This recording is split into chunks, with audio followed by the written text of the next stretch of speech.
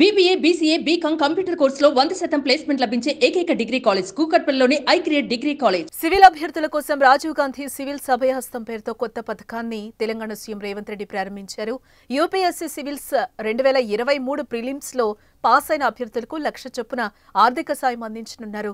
సింగరేణి ద్వారా ఈ ఆర్థిక సాయాన్ని అందించనున్నారు. యూపీఎస్సీ సివిల్స్ 2023 ప్రిలిమ్స్ ఉత్తీర్ణత సాధించిన అభ్యర్థులతో సీఎం సమావేశమయ్యారు. ఇక ఈ సందర్భంగా యూపీఎస్సీ సివిల్స్ 2023 ప్రిలిమ్స్ ఉత్తీర్ణత సాధించిన ప్రతి అభ్యర్థికి శుభాకాంక్షలు తెలిపారు. ఆయన ఏండ్ల తరబడి ఉద్యోగాలకు ప్రిపేర్ అవుతున్నారని, అలాంటి వారి కోసం చేయూతగా అభ్యర్థులకు 1,00,000 రూపాయల ఆర్థిక సాయం స్కీమ్ ప్రారంభించామన్నారు. అభ్యర్థులంతా ఫుల్ ఫోకస్ గా చదివి సివిల్ సాధించాలని అన్నారు. అభ్యర్థుల సమస్యలను అర్థం చేసుకుని గ్రూప్ 2 వాయిదా వేసినట్లుగా సీఎం రేవంత్ రెడ్డి తెలిపారు. నిరుద్యోగుల సమస్యల నుంచే తెలంగాణ ఉద్యమం పుట్టుకొచ్చిందన్నారు సీఎం రేవంత్ రెడ్డి. ఎంతో మంది పోరాటం చేస్తే తెలంగాణ వచ్చింది. అమరుల పునాదుల మీదనే రాష్ట్రం ఏర్పడిందని అన్నారు. కానీ గత ప్రభుత్వం నిరుద్యోగుల్ని ఆగమాగం చేసిందని అన్నారు.